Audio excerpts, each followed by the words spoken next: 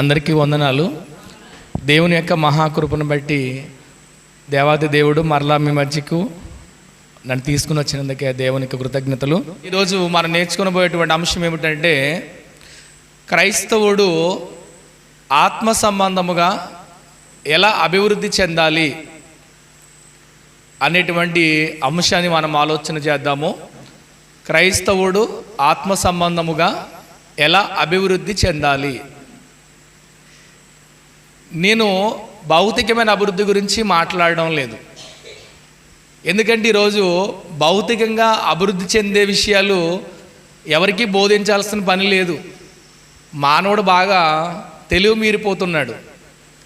కాబట్టి ఎలా డెవలప్ అవ్వాలి, ఎలా గొప్పవాడు అవ్వాలి, ఎలా డబ్బు సంపాదించాలనే విషయాలు ఎవరు కొత్తగా చెప్పాల్సిన పని ఎవరికి లేదు. కాబట్టి ఈరోజు ఈ రాత్రి నేను మీకు గ్రంథం నుంచి చెప్పే విషయాలు ఏమిటంటే, ఆత్మ సంబంధంగా క్రైస్తవుడు ఎలా అభివృద్ధి చెందాలనే విషయాన్ని మీకు బోధించబోతున్నాను. అసలు దేవుడు ఆత్మ సంబంధమైన విషయాలలో తన ప్రజలు అభివృద్ధి చెందాలని కోరుకున్నాడా అని ఆలోచిస్తే అవును, కోరుకున్నాడు. పేతురు గారు రాసినటువంటి 2వ పత్రిక 3వ అధ్యాయము 18వ వచనం మనం ఒకసారి చదువుకుందాము. పేతురు గారు రాసిన 2వ పత్రిక 3వ అధ్యాయం 18వ వచనంలో, మన ప్రభువును రక్షకుడినైన యేసుక్రీస్తు అనుగ్రహించు కృపయందును జ్ఞానము అందును అభివృద్ధి పొందుడి. ఆయనకు ఇప్పుడును యుగాంత దినము వరకును మహిమ కలుగును గాక, ఆమేన్. అవును, దేవుడు కోరుతూ ఉన్నాడు, క్రీస్తు అనుగ్రహించు కృపయందును జ్ఞానమందును అభివృద్ధి పొందుడి. అంటే క్రైస్తవులు ఆత్మ సంబంధమైన విషయాలలో ఆత్మ సంబంధముగా అభివృద్ధి చెందాలనేది దేవుని కోరిక. ఆత్మ సంబంధంగా అభివృద్ధి చెందటమును గురించి ఆలోచించడానికి కొన్ని మీకు ఉదాహరణలు చెప్తాను. మీరందరూ జాగ్రత్తగా వినండి. ప్రభువు యేసుక్రీస్తు వారు కూడా తన శ్రోతలకు తను చెప్పే వాక్యము అర్థం కావడానికి ఆయన ఉపమానాలు బోధించారు. మీకు తెలుసు కదా. అంటే ఉపమానాలంటే భౌతికమైన విషయాలను చూపిస్తూ ఆత్మ సంబంధమైనటువంటి పాఠాలు నేర్పడం. ఉదాహరణకు విత్తువానికి వచ్చేటువంటి ఉపమానం గమనించినప్పుడు, వాళ్ళందరూ వ్యవసాయం చేసేటువంటి వాళ్ళు, చేపలు పట్టేవాళ్ళు, గ్రామాల్లో నివసించే ప్రజలు. వాళ్ళకి విత్తనాల గురించి కొత్తగా చెప్పాల్సిన పని లేదు, వాళ్ళకి సులువుగా అర్థమవుతుంది. కొన్ని విత్తనాలు చల్లేటప్పుడు రైతు దారి ప్రక్కన పడ్డాయి, ముళ్ళ పొదల్లో పడ్డాయి, రాత్రి నెలలో పడ్డాయి, మంచి నెలలో పడ్డాయి, ఇట్లా చెప్పగానే వాళ్ళకి సులువుగా అర్థమవుతుంది. కానీ విత్తనాలు ఎలా విత్తాలి, నేల ఎట్లా ఉంటుంది చెప్పడం అని ఉద్దేశం కాదు, ఆత్మ సంబంధం విషయాలు చెప్పడం అని ఉద్దేశం. కాబట్టి ఈరోజు కూడా ఆత్మ సంబంధమైన జీవితం గురించి మనం ఆలోచించడానికి ఒకసారి మనము భౌతికమైనటువంటి జీవితం గురించి కొన్ని మాటలు చెప్తాను, ఆలోచించేయండి. భౌతిక సంబంధమైన జీవితం ఎప్పుడు ప్రారంభం అవుతుందంటే, ఒక వ్యక్తికి తల్లి గర్భాన్న జన్మించిన తర్వాత, బిడ్డ జన్మించాడు అంటే ఈ లోకంలో ప్రవేశించాడు. బిడ్డ జన్మించినప్పుడు, ఒక వ్యక్తి పుట్టినప్పుడు అతడు ఎవరి ఆధీనంలో ఉంటాడు, ఎవరి సమక్షంలో ఉంటాడు? తల్లి ఆధీనంలో, తల్లి సంరక్షణలో ఉంటాడు. తల్లి ఏం చేస్తుందంటే పాలిచ్చి పెంచుతుంది. పుట్టినటువంటి ఆ మొదటి రోజు నుండి ఆ బిడ్డ రోజులు గడిచే కొద్దీ, ఒక వారం అయ్యేసరికి, ఒక 10 రోజులు అయ్యేసరికి, నెల అయ్యేసరికి ఆ పుట్టినటువంటి శిశువులో అభివృద్ధి ఉంటుందా అండి? స్త్రీలు చెప్తారు, అభివృద్ధి ఉంటుందా? మీరు నాతో కలిసి కొనసాగాలి పాఠంలో. అభివృద్ధి ఉంటుందా? నెల రోజులు, రోజు రోజుకి ఆ పుట్టినటువంటి పసిబిడ్డలో అభివృద్ధి ఉంటుంది. 6 నెలల వయసు వచ్చేసరికి బిడ్డ ఏ స్థితికి వస్తాడు? ఇప్పుడు 6వ నెలలో ఏం చేస్తారు? అన్నప్రాసం చేస్తారు. అంటే తల్లిపాలు తాగుతూ ఉంటాడు. అయినప్పటికీ కూడా భూమి నుండి వచ్చేటువంటి ఆహారాన్ని బిడ్డకు అందించడం కొరకు అన్నప్రాసాన్ని ఏర్పాటు చేస్తాడు. అంటే బిడ్డ పాలు తాగే స్థితి నుంచి భౌతికమైనటువంటి భూమి నుంచి వచ్చేటువంటి ఆహారం తినే వయసుకి ఎదిగాడు. ఒక ఏడాది వయసు రాగానే అప్పుడు బిడ్డ ఏమవుతాడు? ఇప్పుడు బిడ్డకు కూర్చోవటము లేకపోతే తప్పడడుగులు వేయటం అనేది ప్రారంభం అవుతుంది. అంటే పుట్టినటువంటి బిడ్డ ఎలా పుట్టాడో ఏడాది అయిన తర్వాత కూడా అలాగే ఉండిపోతాడా? రోజు రోజుకి ఏమవుతూ ఉంటాడో అభివృద్ధి చెందుతాడు. 3 ఏళ్ళు రాగానే అంగన్వాడీకి పంపిస్తారా? 5వ సంవత్సరం రాగానే, ఇప్పుడు 4 ఏళ్ళకే కాన్వెంట్లో జాయిన్ చేస్తున్నాం, 5 ఏళ్ళు రాగానే పిల్లవాడిని స్కూల్లోకి పంపుతారు. 6వ సంవత్సరం రాగానే మొదటి తరగతి పూర్తి చేస్తాడు.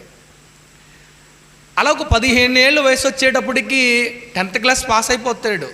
ఒక 25 ఏళ్ళు వయసు వచ్చేసరికి మరలా ఆయనకి భాగస్వామిని సమకూర్చి, ఆడబిడ్డ అయితే అబ్బాయిని సమకూర్చటము, అబ్బాయి అయితే అమ్మాయిని సమకూర్చి వివాహం చేస్తాడు. అంటే పుట్టినప్పుడు ఎట్లా ఉన్నాడో అలా లేడు. ఇప్పుడు బిడ్డ పెరుగుతూ పెరుగుతూ పెద్దవాడే, ఆయనకంటే కుటుంబం ఏర్పడే వయసుకు వచ్చాడు. ఆయన ఉద్యోగం చేయొచ్చు, వ్యాపారం చేయొచ్చు, డబ్బు సంపాదించేవాడుగా, పేరు సంపాదించేవాడుగా, అధికారం సంపాదించేవాడుగా ఆ బిడ్డ ఏమయ్యాడు? ఇప్పుడు ఎదిగాడు, గొప్పవాడయ్యాడు. ఇది మానవుని యొక్క భౌతికమైన జీవితం. ఎట్లా ప్రారంభమైంది? తల్లి గర్భాన జన్మించడంతో ఆయన జీవితం ఆరంభమైంది. మరి ఆత్మ సంబంధమైన జీవితం కోసం ఆలోచించినప్పుడు ఆత్మ సంబంధమైన జీవితం ఎట్లా ఆరంభం అవుతుంది అని అడిగితే ఈ లోకంలో ఎవరికే సమాధానం తెలియదు ఆ ప్రశ్నకు. కానీ బైబిల్ సమాధానం చెప్తుంది. యోహాను సువార్త 3వ అధ్యాయము 1వ వచనం నుండి చదువుకుందామండి.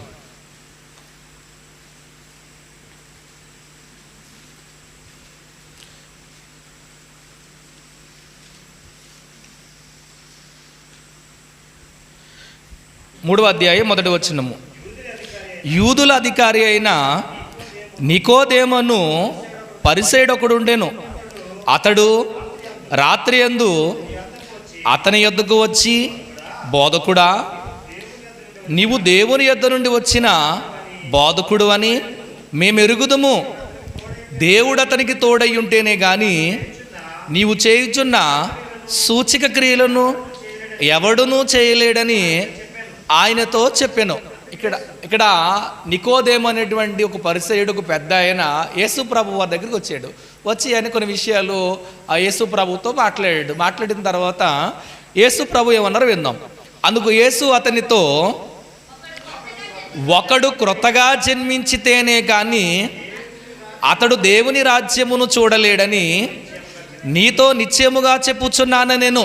ఇప్పుడు యేసుక్రీస్తు ప్రభు వారు ఆ నికోదేముతో అంటున్న మాట ఏమిటంటే, ఒకడు క్రొత్తగా జన్మిస్తేనే కానీ అతడు దేవుని రాజ్యమును చూడలేడని నిశ్చయముగా చెప్పుచున్నాను అన్నాడు ఆయన. ఈ మాట మీకు కొత్త కాదు ఇప్పుడు, ఎందుకని మీరు గతంలో వినేసి ఉన్నారు కాబట్టి. ఆ రోజు నికోదేముకి ఇది కొత్త. ఎందుకంటే చరిత్రలో ఎప్పుడూ ఇటువంటి మాటలు ఎవరు వినలేదు. కానీ నికోదేముతో యేసుక్రీస్తు ప్రభు అన్న మాటలు ఆ రోజు ఆయనకి ఆశ్చర్యం కలిగించాయి.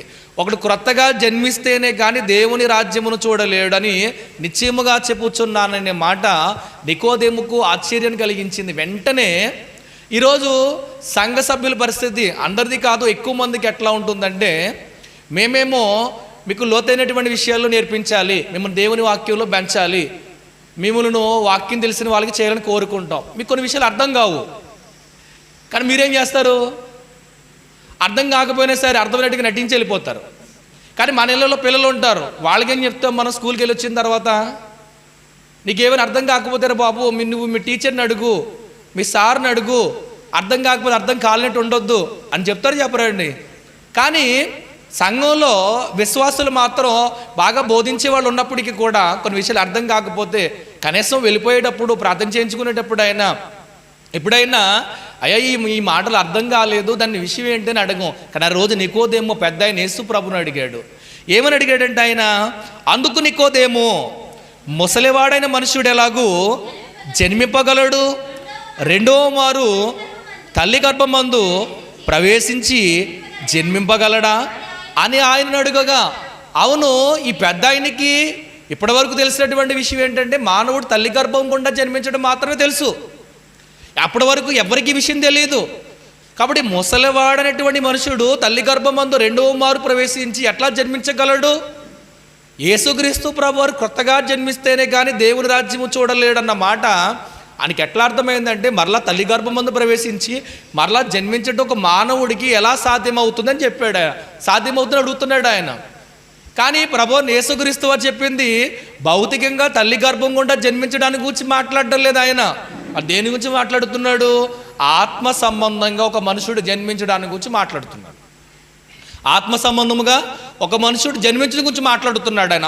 వెంటనే ఆ ప్రశ్నకు యేసు ప్రభువుకి సమాధానం, ఆ యేసు సమాధానం చెప్తూ, యేసు ఇట్లా నేను ఒకడు నీటి మూలముగాను ఆత్మ మూలముగాను జన్మించితేనే కానీ దేవుని రాజ్యంలో ప్రవేశింపలేడని నీతో నిశ్చయముగా చెప్పుచున్నాను. అంటే నువ్వు అనుకున్నట్టుగా ఇది భౌతికంగా జన్మించడం కాదు, ఇది ఆత్మ సంబంధంగా జన్మించటము. ఒకడు నీటి మూలముగాను ఆత్మ మూలముగాను జన్మించితేనే కానీ దేవుని రాజ్యంలో ప్రవేశించడం నిశ్చయముగా చెప్పుచున్నాను. మనం బాప్తిసం తీసుకుంటాం, బాప్తిసం ఇస్తాం. బాప్తిసం ఇచ్చినప్పుడు ఒక వ్యక్తిని నీటిలో ముంచుతాం. అంటే అతని పాత జీవితము నీటిలో సమాధి చేయబడుతుంది. అతడు ఇప్పుడు క్రొత్త వ్యక్తిగా లేపబడతాడు. ఇప్పుడు ఏమవుతుందంటే అతడు నీటిలో పాత జీవితం సమాధి చేయబడినప్పుడు ఒక ఆత్మ సంబంధమైన వ్యక్తిగా పుడుతున్నాడు. ఇప్పుడు కొత్తగా జన్మిస్తున్నాడు. ఇప్పుడు కొత్తగా జన్మిస్తున్నాడు. అతని క్రొత్త జీవితము అనగా ఆత్మ సంబంధమైనటువంటి పుట్టుకది. ఆత్మ సంబంధంగానే పుడుతున్నాడు. ఆత్మ సంబంధమైనటువంటి జీవితము ఆ రోజు ఏమవుతుందంటే ప్రారంభం అనేది అవుతుంది. అంటే ప్రభువుని యేసుక్రీస్తు చెప్పినటువంటి విషయం ఏంటంటే, క్రొత్తగా జన్మించటం అంటే ఏంటంటే అతడు పాపం విషయమై ఏమైపోయి చనిపోయి ఒక క్రొత్త జీవితంతో లేపబడటం, క్రొత్త జీవితంతో అతడు జన్మించడం గురించి ఆయన మాట్లాడుతున్నాడు. అవును, ఇక్కడ ఎవరైతే బాప్తిసం తీసుకున్నారో, బాప్తిసం తీసుకున్నటువంటి మీరు కానీ మేము కానీ మనం అందరూ ఏమైన వాళ్ళము, క్రొత్తగా జన్మించిన వాళ్ళము. భౌతికంగా జన్మించినటువంటి బిడ్డ జన్మించగానే ఆ బిడ్డను డాక్టర్ ఎవరికి అప్పగిస్తుంది? తల్లికి అప్పగిస్తుంది. ఆ బిడ్డ ఎవరి సంరక్షణలో, ఎవరి ఆధీనంలో ఉంటాడు? ఎవరు పెంచుతుంది? తల్లి పెంచుతుంది. మరి ఆత్మ సంబంధంగా జన్మించిన వాడు ఎక్కడ చేర్చబడుతున్నాడు? ఎక్కడ ఉంటున్నాడు? ఎక్కడికి ఎవరి ఆధీనంలో ఉంటున్నాడు అని అంటే దానికి కూడా బైబిల్ సమాధానం చెప్తుంది. అపోస్తల కార్యము 2వ అధ్యాయము 47వ వచనము. అపోస్తల కార్యములు 2వ అధ్యాయము 47వ వచనము. ఆనందముతోనూ నిష్కపటమైన హృదయముతోనూ ఆహారం పుచ్చుకొనుచు ఉండిరి, మరియు ప్రభువు రక్షణ పొందుచున్న వారిని అనుదినము వారితో చేర్చుచూ ఉండెను. అవును, ఒక వ్యక్తి కొత్తగా జన్మించిన తర్వాత, బాప్తిసం తీసుకున్న తర్వాత ఆ వ్యక్తి ఎక్కడ చేర్చబడుతున్నాడంటే దేవుని రాజ్యములోనికి లేక సంఘములోనికి చేర్చబడుతున్నాడు. బాప్తిసం తీసుకున్న ప్రతి వ్యక్తి కూడా క్రీస్తు ప్రభు సంఘంలోనికి చేర్చబడుతున్నాడు. ఈ సంఘంలో ప్రతి క్రైస్తవుడు, ప్రతి పరిశుద్ధుడు, కొత్తగా జన్మించిన ప్రతి వ్యక్తి కూడా పెంచబడుతూ ఉంటాడు. ఆత్మ సంబంధంగా ఇతడు పెరుగుతూ ఉంటాడు. ఇతడు ఆత్మ సంబంధంగా పెరుగుతూ ఇతడు ఎంతవరకు అభివృద్ధి చెందాలి అనే ప్రశ్న మనం వేసుకుంటే బైబిల్ ఇచ్చే సమాధానం అద్భుతమైన సమాధానం ఇస్తుంది. కొత్తగా జన్మించినటువంటి వ్యక్తి ఇతడు సంఘంలో పెరుగుతూ, సంఘంలో అభివృద్ధి చెందుతూ ఎంతవరకు అని ఎదగాలి, ఎంతవరకు అభివృద్ధి చెందాలి అంటే ఎఫెసీయులకు రాసినటువంటి పత్రిక 4వ అధ్యాయము 12వ వచనము.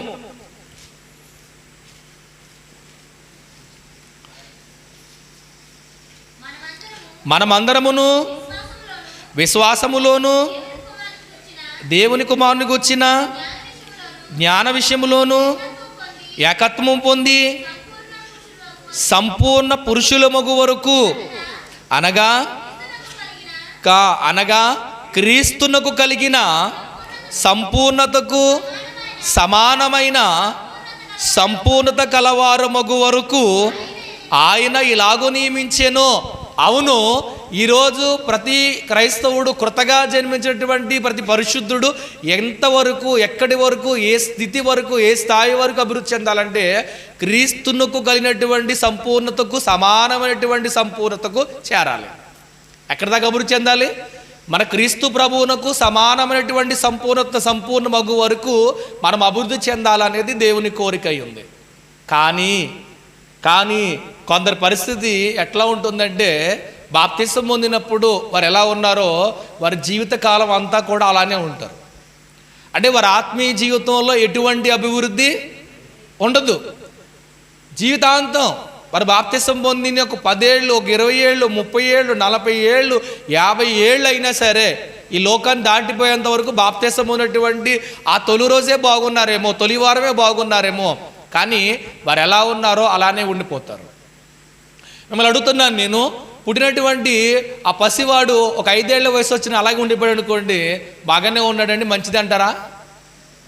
చెప్పాలి. తల్లిదండ్రులకి నిద్ర పట్టదు, వాళ్ళకి మనశ్శాంతి ఉండదు, ఏ డాక్టర్ని తిప్పాలి, ఏ హాస్పిటల్ తీసుకెళ్ళాలి అని వాళ్ళు చాలా దిగులు పడిపోతూ ఉంటారు. పుట్టిన బిడ్డ ఇలా అయిపోయాడేంటి అని అయిపోతూ ఉంటారు.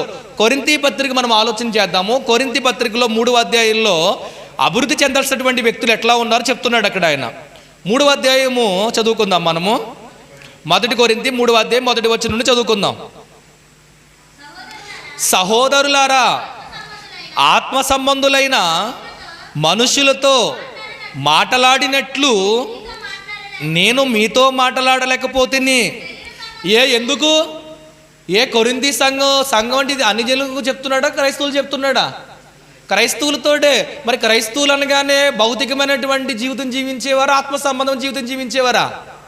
చెప్పాలి. ఆత్మ సంబంధమైన జీవితం జీవించే వ్యక్తులు ఆత్మ సంబంధులు వాళ్ళు. కానీ ఆత్మ సంబంధులతో మాట్లాడినట్టు నేను మాట్లాడలేకపోతున్నా. ఏంటి ప్రాబ్లం? చూడండి, మాట్లాడలేకపోతుని. శరీర సంబంధులైన మనుషులే అనియు క్రీస్తునందు పసిబిడ్డలే అనియు మీతో మాట్లాడవలసి వచ్చెను. క్రీస్తునందు మీరు పసిబిడ్డలే అనియు నేను మాట్లాడవలసి వచ్చెను. ఎందుకు పసిబిడ్డల స్థితిలోనే ఉండిపోయారు వాళ్ళు? అవును, వారు ఆత్మ సంబంధంగా అభివృద్ధి చెందలేదు, వాళ్ళు ఆత్మ సంబంధంగా వాళ్ళు ఎదగటం లేదు. నేను చెప్పాను కదా ముందే, కొంతమంది బాప్తిసం తీసుకున్నప్పుడు ఎలా ఉంటారో వాళ్ళ జీవితాంతం అట్లనే ఉంటారు, ఏ మార్పు ఉండదు. ఆత్మ సంబంధంగా వాళ్ళు ఎదగాలని కానీ, లేకపోతే వాక్య ప్రకారంగా జీవించాలని కానీ, క్రీస్తును నా జీవితం ద్వారా సమాజానికి చూపించాలని కానీ, అన్ని జనులకు మాదిరిగా ఉండాలని కానీ, నేను నమ్ముకున్నటువంటి దేవుడే నిజమైన దేవుడని సమాజానికి తెలియచెప్పాలని కానీ, తన కుటుంబాన్ని రక్షించుకోవాలని కానీ ఏ ఆలోచన లేకుండా వాళ్ళు ఏదో యేసుప్రభు నమ్ముకున్నాను, నేను నాకుంటూ ఒక దేవుడు ఉండాలి అనేటువంటి ఆలోచనలో చాలామంది బతికేస్తూ ఉంటారు. కానీ వీళ్ళు ఎట్లా ఉన్నారో మీకు చెప్తున్నాడు చూడండి ఆయన. 2వ వచనము, అప్పటిలో మీకు బలము చాలకపోయినందున పాలతోనే మిమ్మల్ని పెంచితిని కానీ అన్నముతో మిమ్మును పెంచలేదు. అప్పటిలో మిమ్మల్ని బలము లేకపోయినందున పాలతోనే పెంచాను కానీ మిమ్మల్ని అన్నముతో ఏం చేయలేకపోయాను, నేను పెంచలేకపోయాను. బైబిల్లో 66 పుస్తకాలు ఉన్నాయి. కొన్ని పుస్తకాలు చాలా నేర్చుకోవడానికి కొంచెం కష్టంగా ఉంటాయి. ఉదాహరణకు ఒక ఎహెజ్కేలు గ్రంథం కానీ, లేకపోతే ఒక దానియేలు గ్రంథం కానీ, లేకపోతే ఒక ప్రకటన గ్రంథం కానీ, లేకపోతే పరమగీతాలు కానీ, ఇవన్నీ కొంచెం కష్టంగా ఉంటాయి. అప్పుడే బాప్తిసం పొందిన వ్యక్తికి ఆ లోతైన విషయాలు అర్థమవుతాయండి? అర్థం కావు. కానీ జీవితాంతం అర్థం కాకుండా పోతాయా? చెప్పాలి. జీవితాన్ని అర్థం కాకుండా వెళ్ళిపోవు. అతడు రోజు రోజుకి సంవత్సరం గతించే కొలది అతడు దేవుణ్ణి లోతైనటువంటి వాక్యాన్ని అర్థం చేసుకునే స్థాయికి అతడు ఎదగాలి, ఎదుగుతాడు. కానీ అంటున్నాడు, ఒకప్పుడు మిమ్మల్ని ఎలా పెంచాను, నేను పాలతోనే పెంచాను, అన్నంతో పెంచాను. ఎందుకంటే మీరు పసిబిడ్డలే కాబట్టి. మరి ఇప్పుడు పసిబిడ్డలేనా? అంటే 6వ నెల వయసు వచ్చిన వెంటనే అన్నప్రాసం చేయాలా వద్దా? లోపల శరీరం అవయవాలు డెవలప్మెంట్ అవుతుందా? అవుతుంది. 6వ నెలలో రోజు పెట్టకపోయినా కానీ అప్పుడప్పుడైనా స్టార్ట్ చేసిన తర్వాత భూమి వచ్చినట్టు ఆహారం పెట్టరా? ఒక ఏడాది అయితే ఇంక తినడం మొదలు పెడతాడు. 2 ఏళ్ళు అయితే 3 ఏళ్ళు అయితే మాంసాహారం కూడా తినేస్తాడు. ఏమైంది? లోపల శరీరం ఏమైంది? డెవలప్ అయింది. డైజెస్టివ్ సిస్టమ్ కూడా డెవలప్ అయ్యింది. అతడు తినగలడు, లోపలికి వెళ్తే జీర్ణం కూడా కాగలదు. ఎందుకని? శరీరం ఏమైంది? ఇప్పుడు అభివృద్ధి చెందింది. మరి క్రైస్తవుడు అతడు కొత్తగా జన్మించిన తర్వాత అతడు పసిబిడ్డ స్థితి నుంచి అతడు క్రీస్తులో జ్ఞానం విషయంలో, దేవుని వాక్యం విషయంలో అభివృద్ధి చెందాలా వద్దంటారా? చెప్పాలి. మీరు అందరూ మాట్లాడాలి ఈరోజు నాతోటి. ఆత్మ విషయంలో అందరూ కూడా అభివృద్ధి చెందాలి. కానీ వీళ్ళు అభివృద్ధి చెందలేదట. అభివృద్ధి చెందకపోతే వచ్చే నష్టం ఏముంది అని అంటారా? అంటే ఒక వ్యక్తి పుట్టాడు, పెరిగాడు, 15 ఏళ్ళు అయ్యింది, ఏమి తెలియదు, 1, 2 కూడా తెలియటం లేదు. నాకు తెలిసినటువంటి ఒక ఆమె ప్రార్థనకు వచ్చేటప్పుడు ఆమెకి 2 పిల్లలు, భర్త లేడు, భర్త ఆమెను దూరంగా ఉంటున్నాడు. ఆమె ఏంటి సమస్య మనకు తెలియదు. 2 పిల్లలు అయితే పాపం పెద్ద పిల్లడికి వాడు మా దగ్గరకు వచ్చేసరికి 15 ఏళ్ళ వయసు, బట్టలు కట్టుకోవడం తెలియదు, వాడికి తినడం తెలియదు, 1, 2కి వెళ్ళినా తెలియదు. ఆ తల్లికి సంతోషమేనండి. అప్పుడు ఊరందరూ అంటారంటే జాలిపడి ఏమంటారు? పింఛన్ రాయించాలని పిల్లోడికి అంటారు. ఏమంటారు? పింఛన్ రాయించాలి. వాస్తవానికి పింఛన్ తీసుకునే వయసు అది 15 ఏళ్ళు. 10th క్లాస్ పూర్తి చేసి కాలేజీకి వెళ్ళవలసినటువంటి వయసు. మెచ్యూరిటీ మైండ్, మెచ్యూరిటీగా మాటలు, జ్ఞానంగా మాటలు, చదువు, ఇవన్నీ మంచి చెడు ఇవన్నీ ఎరగాల్సిన వయసు, ఏమీ తెలియట్లేదు. ఇక్కడ పింఛన్ రాయించడానికి పిల్లోడికి ఆ తల్లి ఎంత ఎగుతూ ఎంత బాధపడుతుందో అంటారండి. ఇప్పుడు ఒక వ్యక్తి బాప్తిసం తీసుకున్న తర్వాత ఒక ఏడాది అయ్యేసరికి ఎట్లా ఉండాలి, 2 ఏళ్ళు అయ్యేసరికి ఎట్లా ఉండాలి, ఒక 3 ఏళ్ళు అయ్యేసరికి ఎలా ఉండాలి, ఒక 10 ఏళ్ళు అయితే ఎలా ఉండాలి, ఎలా ఉండాలండి? అసలు మన సొసైటీలో మనం జీవిస్తూ సమాజంలో మనం ఉంటే మనల్ని చూసి అనేక మంది క్రీస్తు ప్రభువుని వెంబడించాలి, క్రీస్తు ప్రభుని వెంబడించాలి. ఇప్పుడు చూడండి చెప్తాను నేను, గతంలో మీరు పాలు తాగే స్థితిలో ఉన్నారు కాబట్టి మీకు అన్నం పెట్టదని చెప్తున్నాడు ఆయన, పాలతోనే పెంచనని చెప్తున్నాడు. ఇప్పుడు చూద్దాము, మీరింకను అప్పుడు ఎలా ఉన్నారు, ఇప్పుడు మీరింకను శరీర సంబంధులై ఉండటం వలన ఇప్పుడును మీరు బలహీనులై ఉన్నారు కారా? మీరు ఇంకను కూడా ఎలా ఉన్నారు, శరీర సంబంధమైన విషయాల్లో శరీర సంబంధంగానే బలహీనులై ఉన్నారు కారా అని చెప్తూ ఏమంటున్నాడో చూడండి. ఆత్మ సంబంధం ఎదగకపోతే వచ్చే నష్టం చూడండి. మీలో అసూయయు కలహమును ఉండగా మీరు శరీర సంబంధులైన మనుష్య రీతిగా నడుచుకుని వారు కారా? మీలో ఉంది, అసూయ ఉంది, కలహం ఉంది. ఇదేం మాయరోగం? పరిశుద్ధులలో అసూయ ఉన్నట్టువేంటి, కలహాలు ఉన్నట్టువేంటి, అబద్ధాలు ఉన్నట్టువేంటి? క్రైస్తవులు అబద్ధాలు ఆడొచ్చా? అబద్ధం అనేది ఎవరి స్వభావం? అపవాది స్వభావం. అబమ్మను మోసం చేసింది దేని ద్వారా మోసం చేశాడు? అబద్ధం ఆడి. మరి క్రైస్తవులు కలహాలు ఉన్నటువంటి క్రైస్తవులు, అసూయ ఉన్నటువంటి క్రైస్తవులలో అబద్ధాలు ఉన్నటువంటి అంటే నేను భౌతికమైన వ్యక్తిని కాదు, నేను ఆత్మ సంబంధం వ్యక్తిని, నేను లోకంలో నుంచి వేరు చేయబడిన వ్యక్తిని, నేను పాపములో నుంచి పరిశుద్ధుడైనటువంటి వ్యక్తిని, నేను నాలోకి ఈ అబద్ధాలు కానీ, అసూయ కానీ, లేకపోతే స్వార్థము కానీ, బూతులు కానీ నా దరిచేరనివ్వకూడదు అనేటువంటి గ్రహింపు లేదండి క్రైస్తవుడికి. యేసుక్రీస్తు ప్రభు వారు మత్తయి సువార్తల 5వ అధ్యాయంలో కొండ మీద ప్రసంగం మీరు విన్నారు కదా. కొండ మీద ప్రసంగంలో ఆయన రాజ్య పౌరులు ఎట్లా ఉండాలో చెప్పాడు. ఆయన రాజ్య పౌరులు ఎలా ఉండాలి వినాలి. ఆయన రాజ్య పౌరులు ఎలా ఉండాలంటే, మీరు అవునంటే అవును, మీ మాట కాదంటే కాదన్నట్టు ఉండాలి. ఆకాశము తోడని ఒట్టు పెట్టుకొనవద్దు. ఆకాశము దేవుని సింహాసనము, భూమి దేవుని పాదపీఠము. అంటే నీ మాట అవునంటే అవునన్నట్టుగా ఉండాలి, కాదంటే కాదంటే ట్రాన్స్పరెంట్గా ఉండాలి మనం. ఇది ఆయన పిల్లల నుంచి ఆయన కోరుతూ ఉన్నాడు. కానీ ఇక్కడ చెప్తున్నాడు, మీలో కలహము ఉంది, మీలో ఏముంది, అసూయ ఉంది, కాబట్టి మీరు శరీర సంబంధమైన మనుషులు కారా అంటున్నాడు. వాస్తవానికి శరీర సంబంధమైన మనుషులు అండి వీళ్ళు కాదు కదా, ఆత్మ సంబంధమైన మనుషులే కదా. మరి ఆత్మ సంబంధమైన మనుషులు ఆత్మ సంబంధమైన జీవితాన్ని అవలంబించాల్సి ఉండగా వీరు ఎట్లా ఉన్నారంటే శరీర సంబంధమైన మనుషులుగానే వీళ్ళు జీవిస్తూ ఉన్నారు. ఇంకేం చెప్తున్నాడు చూడండి, 4వ వచనము, ఒకడు నేను పౌలు వాడను, మరి ఒకడు నేను అపోల్లో వాడను అని చెప్పునప్పుడు మీరు ప్రకృతి సంబంధులైన మనుషులు కారా? అపోల్లో ఎవడు, పౌలు ఎవడు, పరిచారకులే కదా. ఇక్కడ మాట్లాడుతున్న దాన్ని మనకు అప్లై చేసుకుందాం. ఒక సంఘంలో ఇక్కడ గ్రూపిజం అన్నమాట. సంఘంలో కూడా కొంతమంది వాక్యంగా తీసుకెళ్ళిన వ్యక్తులు కొంతమంది ఉంటారు. వారి హృదయ కాఠిన్యాన్ని బట్టి ఆ సమయానికి రావడం లేదు మీరు అన్నారు అనుకోండి, దాంట్లో ఒకటి బయలుదేరుతాడు. ఆయనకి పని ఏముంది, సమయానికి వచ్చేయాలంటాడు. మనకు బోల్డ్ పనులు. ఆదివారం మానంట కుదరదండి, ప్రతి ఆదివారం దేవుణ్ణి ఆరాధించాలని చెప్పినప్పుడు ఒక ఆదివారం కూడా మానకూడదా అని పక్కడు చెప్తూ ఉంటాడు. వాడేమంటాడు, మాట బాగుంది, అవును నిజమే కదా, మరి ఒక్క ఆదివారం కూడా మానకుండా రావడం ఎలా కుదురుతుంది, అప్పుడప్పుడు ఆలస్యం అవుతుంది, అప్పుడప్పుడు మానేస్తాము. అవును, ఇట్లాంటి గ్రూప్స్ ఫామ్ చేస్తూ ఉంటారు కొంతమంది ఇలా సంఘాల్లో. అక్కడున్న గ్రూప్స్ వేరే. కాబట్టి వీళ్ళ ఆత్మ సంబంధమైన వ్యక్తులు, కానీ వాళ్ళ జీవితాలు ఎట్లా ఉన్నాయి, శరీర సంబంధమైనటువంటి వ్యక్తుల జీవితాల్లో ఉన్నాయి. కానీ దేవుడు ఏం కోరుతున్నాడంటే, ఆత్మ సంబంధంగా జన్మించిన వాడు ఏ స్థాయి వరకు అభివృద్ధి చెందాలి, క్రీస్తు ప్రభువునకు సమానమైనటువంటి సంపూర్ణతకు సంపూర్ణులుగా చేరాలి మనము. అలాగే హెబ్రీయులకు రాసినటువంటి పత్రికలో 5వ అధ్యాయం 11వ వచనం కూడా చూద్దాం. 5వ అధ్యాయము మరియు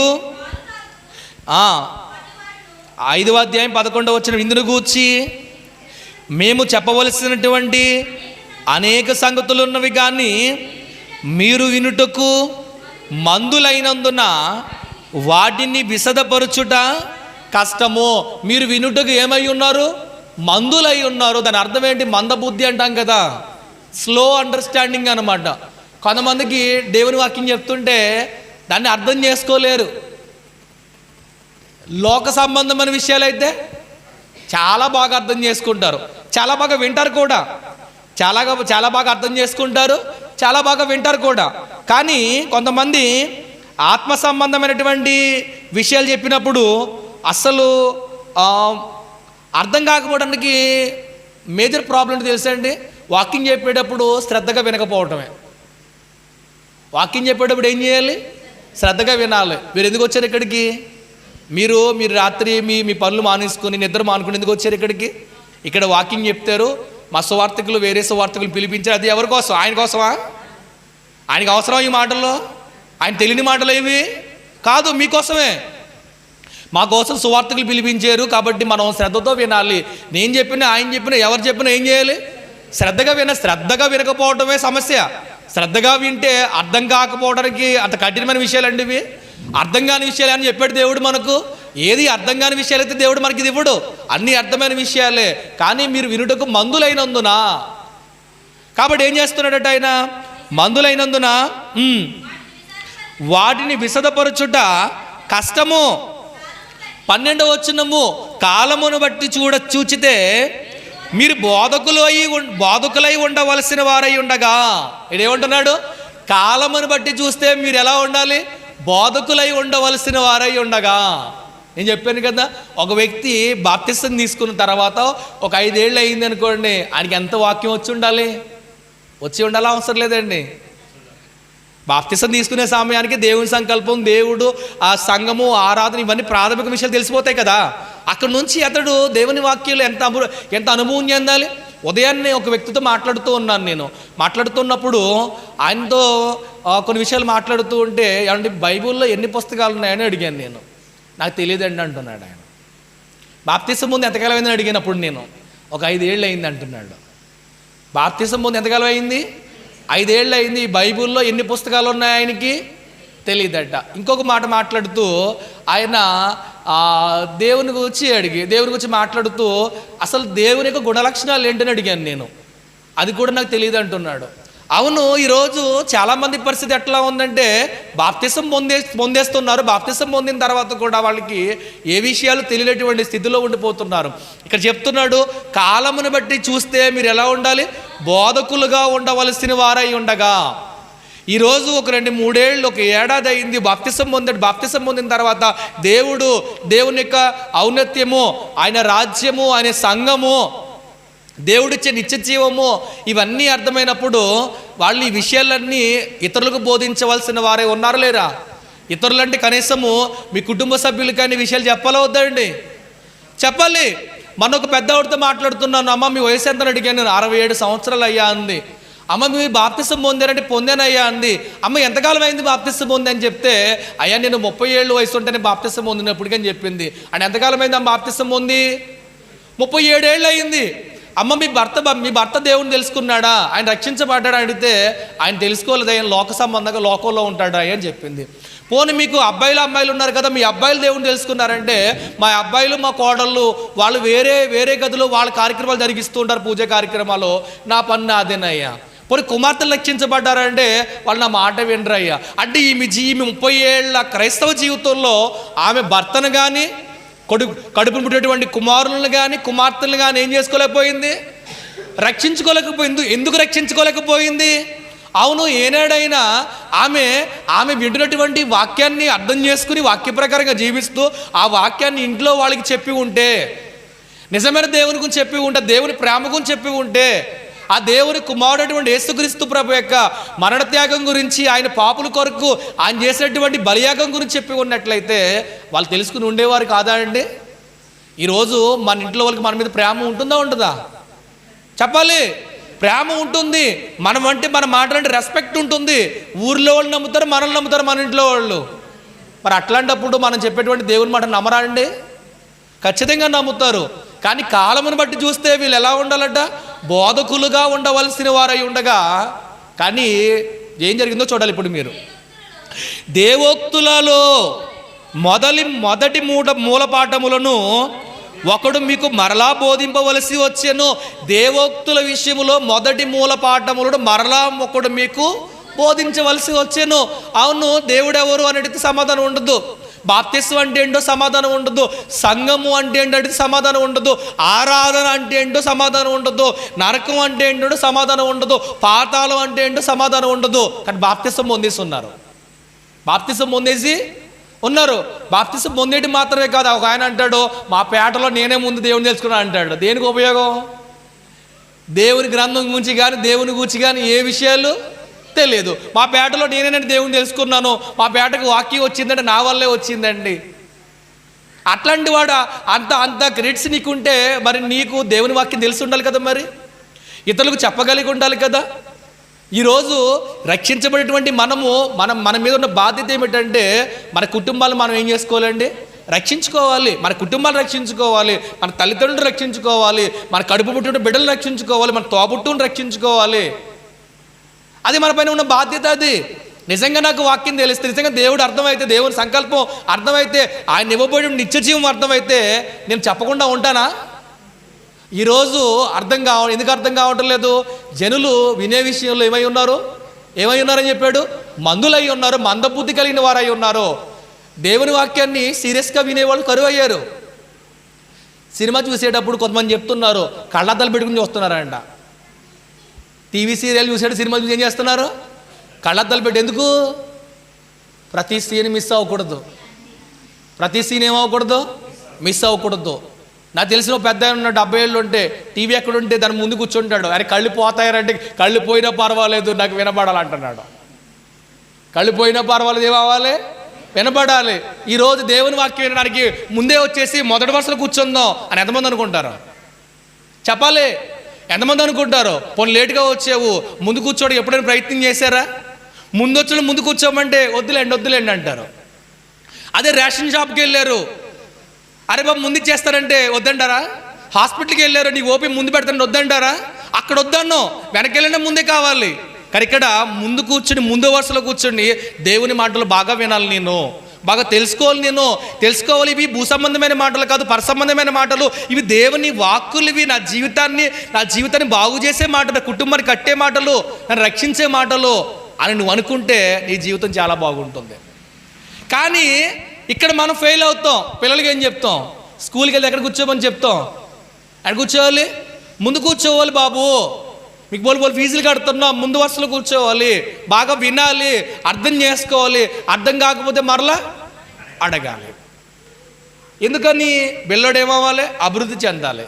నువ్వేమవ్వాల్సిన పని లేదు, అభివృద్ధి చెందవలసినటువంటి పని ఏమీ లేదు. అంటే నీకు వచ్చిన నష్టం ఏమీ లేదు, నీకు వచ్చినటువంటి నష్టం ఏమీ లేదు. కానీ చెప్తున్నాడు, మీరు బోధకులుగా ఉండవలసిన వారై ఉండగా దేవోక్తుల విషయంలో మొదటి మూల పాఠములు మరలా మీకొకడు బోధింపవలసి వచ్చెను.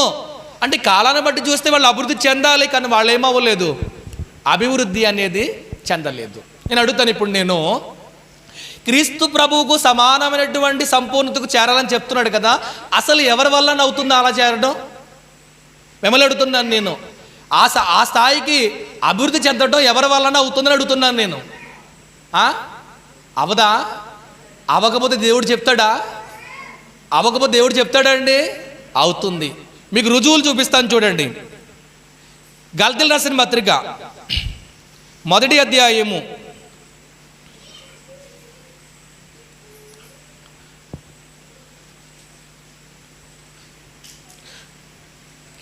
14వ వచనము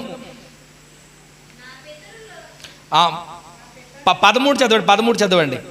పూర్వమందు యూదా మతస్థుడనై ఉన్నప్పుడు నేను దేవుని సంఘమును అపరిమితముగా హింసించి తిని నాశనము చేయుచు నా పితరుల పారంపర్యాచారమందు విశేష ఆసక్తి గలవాడనై నా స్వజాతీయులలో నా సమాన వయస్కులైనటువంటి అనేకుల కంటే యూదుల మతములో ఆధిక్యత నొంది తినని నా నడవడిని గూర్చి మీరు వింటిరి. ఇక్కడ పౌలు తన పూర్వమందు ఉన్నప్పుడు తను ఏం చేశాడట? యూదా మతమును హింసించాడు. అసలు హింసించకూడదు కదా మరి. అతడు పూర్వమందు హింసకుడు. ఇంకా వెళ్తే ఫిలిప్పీ పత్రిక 3వ అధ్యాయము 6వ వచనం చదువుకుందాం.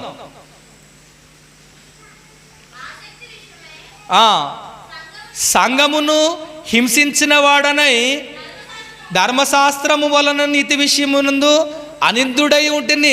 ఇక్కడ కూడా చెప్తున్నాడు, పూర్వము నేను ఏం చేసిన వాడను, సంఘమును హింసించిన వాడను.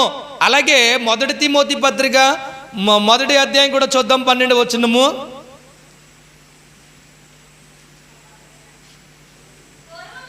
పూర్వము దోషకుడను హింసకుడను హానికరుడునైనటువంటి వాడును నేను. పూర్వం ఎలాంటి వాడు? దోషకుడు, హింసకుడు, హానికరుడు. కానీ ఆయన క్రీస్తు ప్రభువుని తెలుసుకున్న తర్వాత, రక్షించబడిన తర్వాత, ఆయన క్రొత్తగా జన్మించిన తర్వాత ఆయన హింసకుడుగానే ఉండిపోయాడా? ఎలా ఉన్నాడో మీరు వింటే, ఏ స్థాయికి అభివృద్ధి చెందాడో మీరు వింటే నిజంగా మీరు ఎంత ఆశ్చర్యపోతారో తెలుసండి. ఈరోజు కొరింథీయులకు రాసినటువంటి 1వ పత్రిక 11వ అధ్యాయం 1వ వచనము. కొరింథీయులకు రాసిన పత్రిక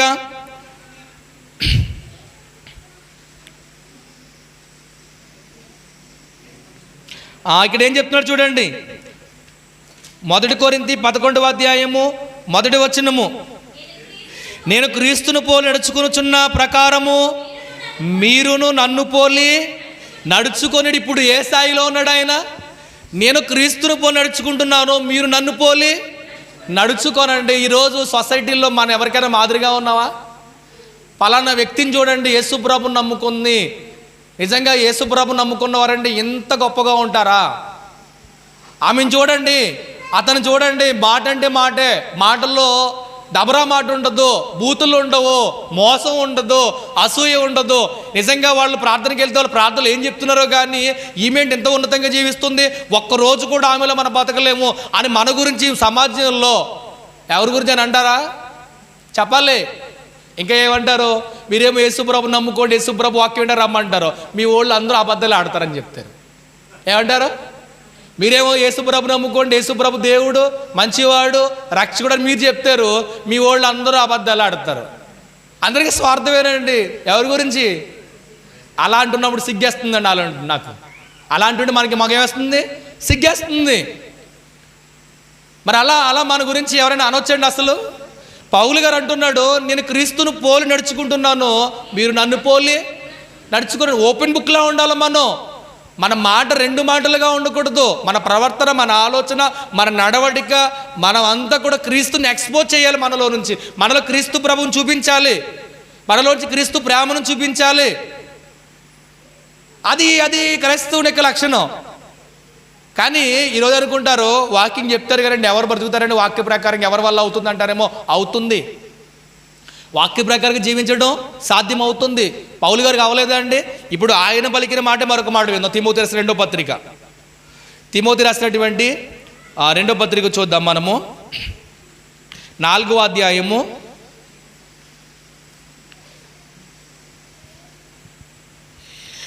5 నుంచి చదువుకుందాము. అయితే నీవు అన్ని విషయములలోనూ మితముగా ఉండుము, శ్రమపడుము, స్వార్థికిని పనిచేయుము, నీ పరిచర్యను సంపూర్ణముగా జరిగించుము. ఒక్కసారి ఆగండి. ఇప్పుడు ఈ మాటలు ఆయన తిమోతితో చెప్తున్నాడు. ఏం చెప్తున్నాడు ఆయన?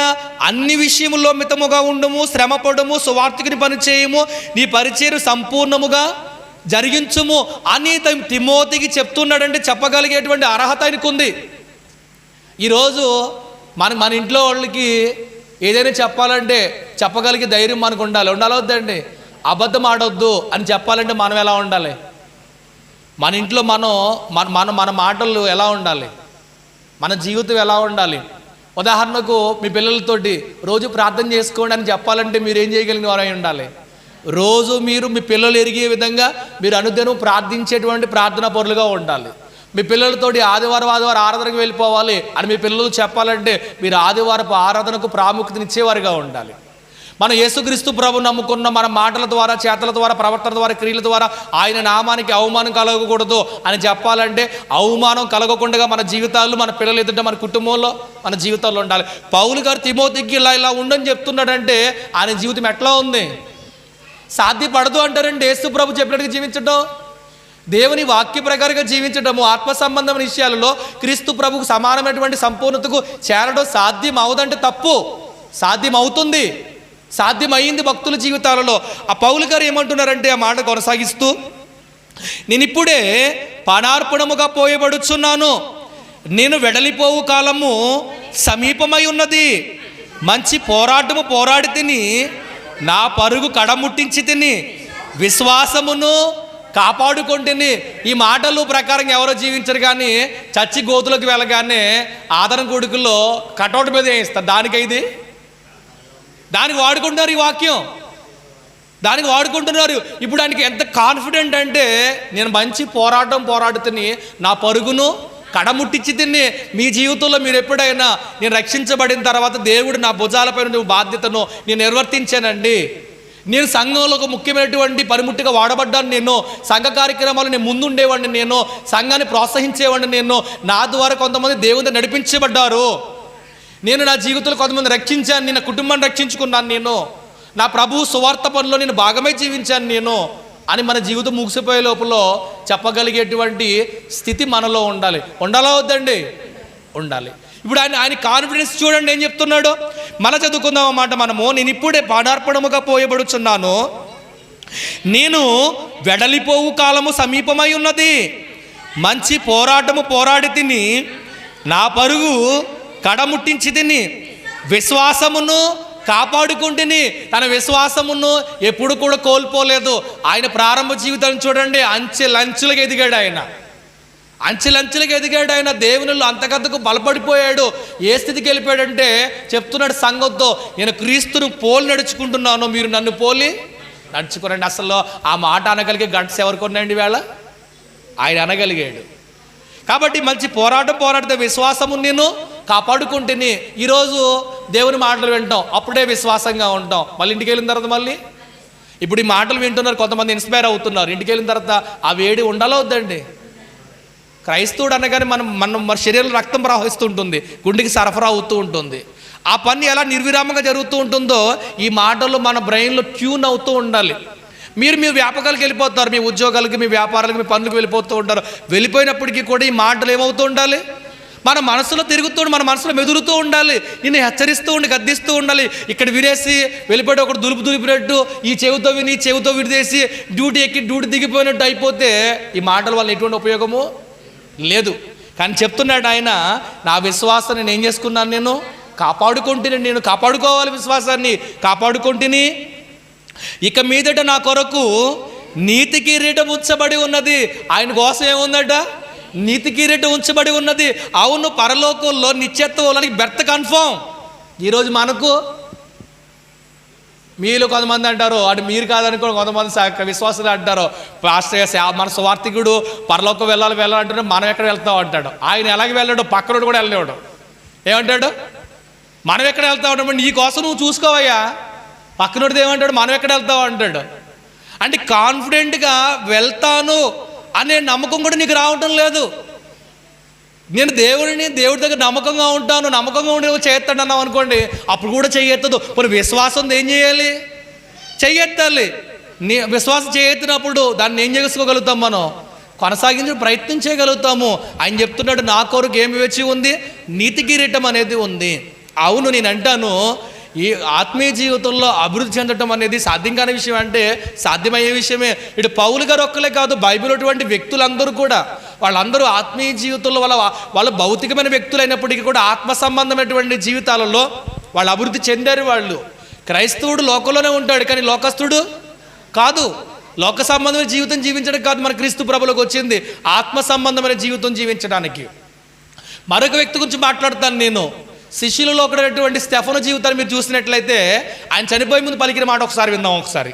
ఒకసారి అపోస్తుల కార్యములు 7వ అధ్యాయము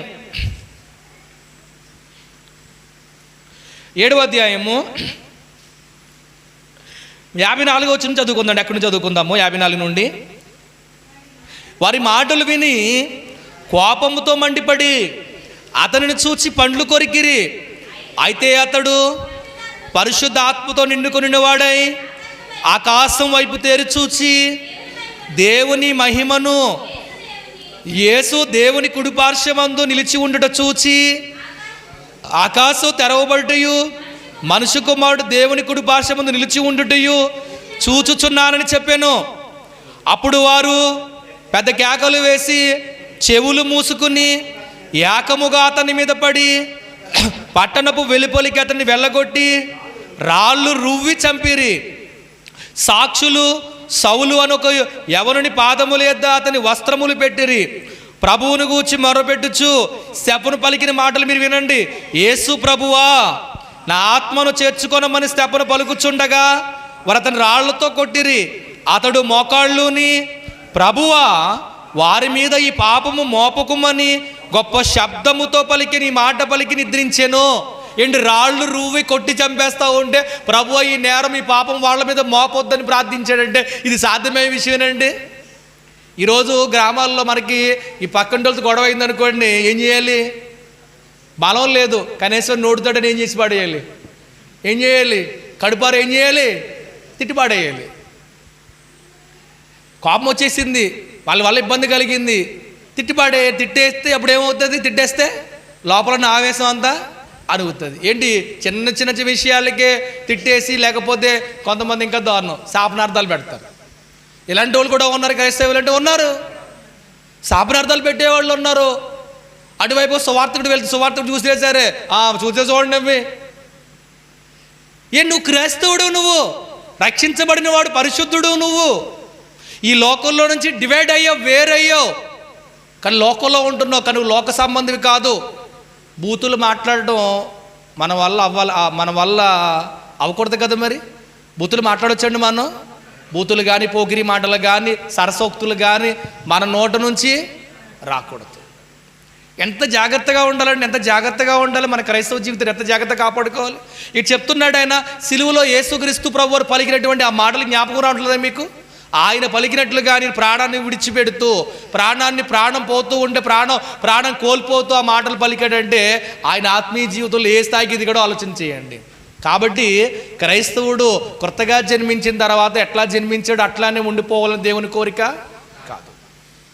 అతడు ఒక ఉన్నతమైన స్థితికి ఎదగాలి, ఉన్నతమైన స్థితికి అభివృద్ధి చెందాలి. భౌతికంగా పుట్టినటువంటి బిడ్డ ఎలా పెరగకపోతే తల్లిదండ్రులకు బాధ ఉంటుందో, వేదన ఉంటుందో, సమాజంలో ఎదగలేని వాడిని, అభివృద్ధి చెందలేని వాడిని, బట్టలు కట్టుకోవడం తెలియటువంటి మానసికంగా వికలాంగుడు ఉండిపోయిన వాడిని సమాజం తీసుకొచ్చి ఉద్యోగం ఇస్తుందా? అధికారం ఇస్తుందా? పోనీ మా అమ్మని తీసుకెళ్ళి పెళ్లి చేయండి అని చెప్తుందా? చెప్పదు. కేవలం ఒకటే చేస్తుంది, జాలి పడుతుంది అంతే. ఇంకేం చెప్తుంది? పింఛనిప్పించండి పిల్లోడికి, అమ్మాయికి అని చెప్తుంది అంతే. అది ఆనందమా? మరి ఈరోజు క్రైస్తవుడు కొత్తగా బాప్తిసం ద్వారా జన్మించినప్పుడు అతడు ఈ లోకం దాటి వెళ్ళే లోపల ఎంతవరకు ఎదగాలండి? ఎదగకపోతే బాధ ఎవరికి? దేవునికి ఈ స్థానిక సంఘంలో సువార్త పనిచేసే సువార్తికుడికి బాధ ఉండదండి. ఈరోజు మేము అనుకుంటాను, నేను ఆత్మ సంబంధం ఎదుగుతున్నానని. డాక్టర్ గారి దగ్గరికి వెళ్ళే ఒంట్లో వాళ్ళదని. డాక్టర్లకి చాలా నాలెడ్జ్ ఉంటుంది. మనం వీళ్ళు ఏమంటాం? ఏమైనా టెస్టులు రాసిండి అంటాం, స్కానింగ్ చేసిండి అంట. ఆయన చెప్పడు. పేషెంట్ చూడగానే డాక్టర్కి అర్థమవుతుందండి.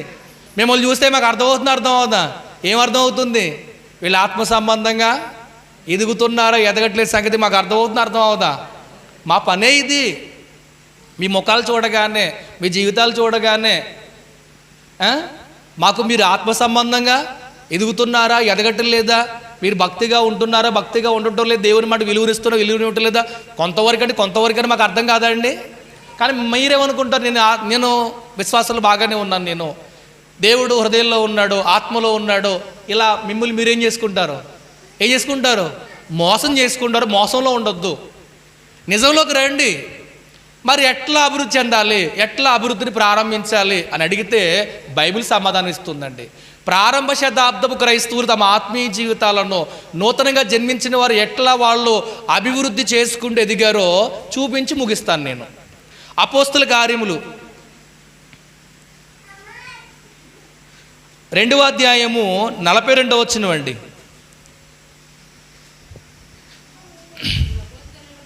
వీరు అపోస్తుల బోధ యందును, సహవాసము యందును, రొట్టె విరుచుట యందును, ప్రార్థన చేయుట యందును ఎడతెగక ఉండిరి. వీరు అంటే ఎవరు? వీళ్ళు బాప్తిసం తీసుకున్న వాళ్ళు, కొత్తగా ఆత్మ సంబంధంగా జన్మించిన వాళ్ళు, సంఘములోనికి చేర్చబడిన వాళ్ళు, వీళ్ళు ఏం చేస్తున్నారట? వీరు అపోస్తుల బోధ యందును సహవాసం యందును రొట్టె విరుచుట యందును ఎడతెగక ఉండిరి. మన ఆత్మీయ జీవితం ఎట్లా ప్రారంభం అవుతుందని రక్షించబడిన ప్రతి వ్యక్తి కూడా ప్రతి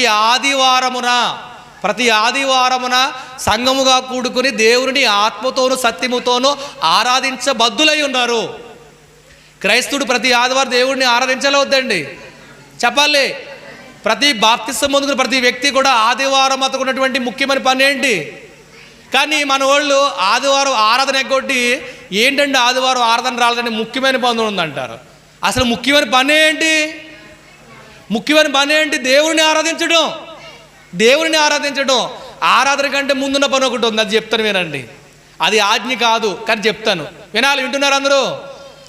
ఆరాధన ఎన్ని కార్యక్రమాలు ఉంటాయి? 5 కార్యక్రమాలు ఉంటాయి. 5 కార్యక్రమాలు పార్టిసిపేట్ చేయాలంటే 5 కార్యక్రమాలకు ముందు ఉండాలా వద్దా? ఉండాలి. అంటే ప్రారంభ ప్రార్థనకు ముందే సంఘం ఎక్కడ ఉండాలి? సంఘం కూడుకునే స్థలానికి రావాలి. అంటే సమయానికి ముందే రావాలి. ఇది మనకి కొత్త విషయమా? పిల్లడు పరీక్షకి ఎప్పుడు వెళ్ళాలి? మా స్థానిక సంఘంలో ఒక కుటుంబం వచ్చినప్పుడు కుటుంబంలో వ్యక్తులు పరిచయం చేసుకుంటాం కదా. వాళ్ళకి 2 అబ్బాయిలు. ఒక అబ్బాయి ఇంటర్మీడియట్ పాస్ అయ్యాడు, ఎంసెట్ ప్రిపేర్ అయ్యాడు. ఆ రోజు ఒక్క నిమిషం ఎంత లేట్ అయిందంటే ఎగ్జామ్ సెంటర్కి వెళ్ళే సమయానికి గేట్ క్లోజ్ చేశారు. ఎంత రిక్వెస్ట్ చేసినా గేట్ ఓపెన్ చేయలేదట.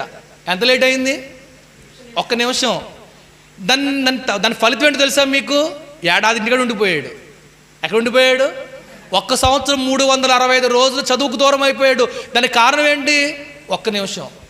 ఇప్పుడు సమయం అనేది బైబిల్ ఆజ్ఞ కాదు, కానీ ఆరాధనకు సమయం అనేది సంఘము సువార్తికుడు కలిసి నిర్ణయం తీసుకోరా? ఆరాధన 10 గంటలకు ఏర్పాటు చేసుకుందాము, 9 గంటలకు ఏర్పాటు చేసుకుందాం, 12కి ఏర్పాటు చేసుకుందాం అని నిర్ణయం తీసుకుంటే ఆ నిర్ణయానికి కట్టుబడి ఉండాలా వద్దండి? ఉండాలంటే ఆరాధనకు సమయానికి ముందే రావాలా వద్దా? సమయానికి ముందే రావాలి. అంటే ఆరాధనకు సమయానికి ముందే రావాలి.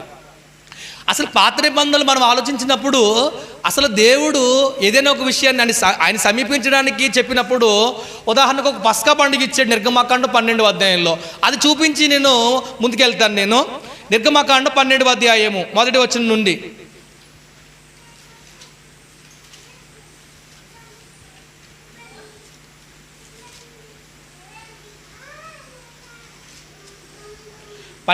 చదవండి. మొదటి నుంచి చదువుకుందాము.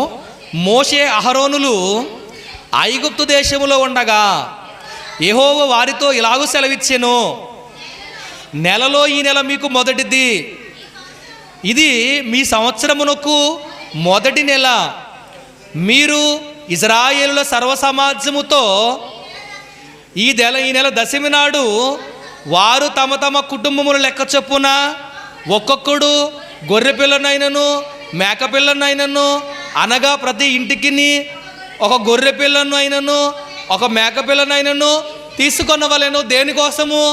దేనికోసం అంటే 4 రోజుల తర్వాత వస్తుంది పస్కా. ఎన్నో తారీఖున? 14వ తారీఖున వస్తుంది. 14వ తారీఖు ఆచరించేటువంటి పస్కా పండుగ కోసము దశమ నాడే ప్రిపరేషన్ చేసుకోమన్నాడు, సిద్ధపడమన్నాడు. ఎన్ని రోజుల ముందు? 4 రోజుల ముందు. దశమ అంటే 10th డే, 10వ రోజు.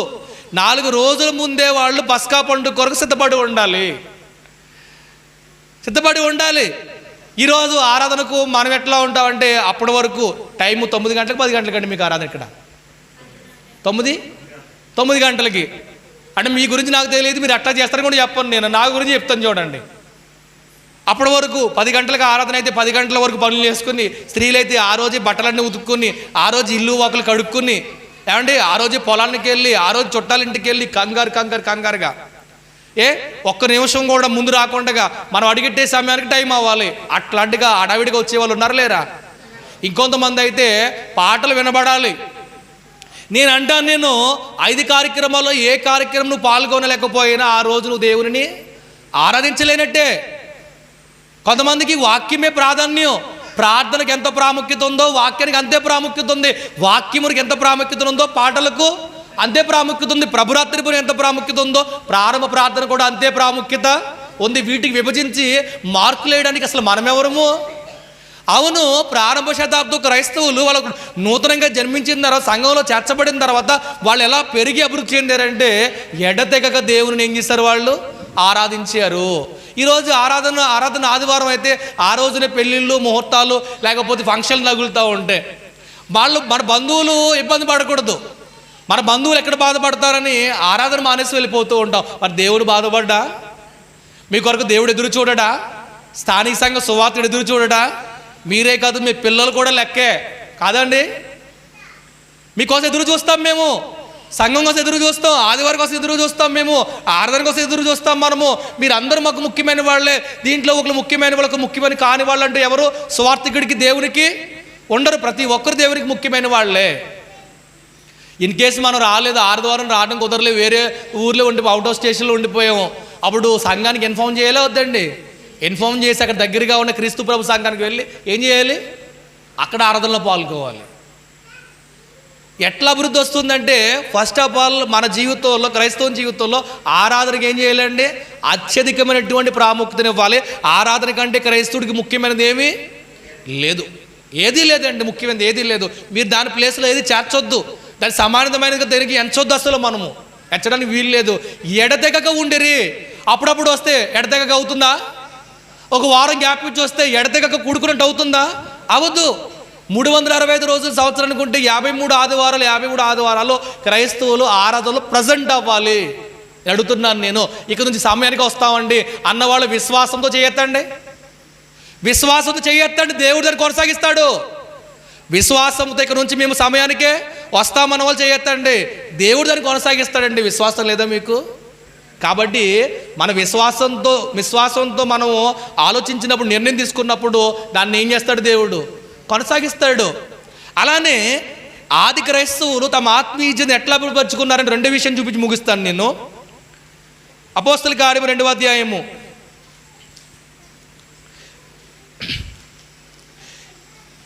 47వ వచనమండి. ఆనందముతోను కాదు, 45 నుంచి చదవండి, 46 నుంచి 46.